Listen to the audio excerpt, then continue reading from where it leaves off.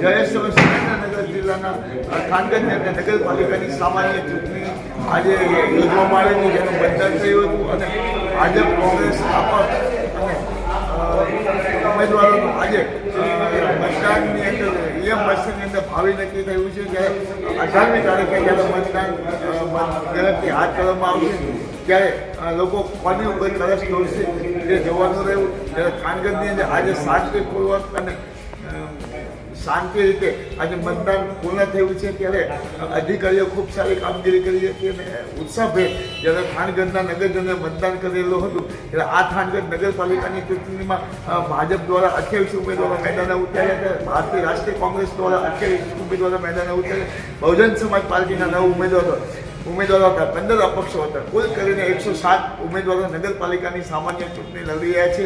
આજે તેમનું મતદાનના ઈએમની અંદર એમનું ભાવિ 18મી તારીખે નક્કી થશે. માયાજાળ ન્યૂઝ.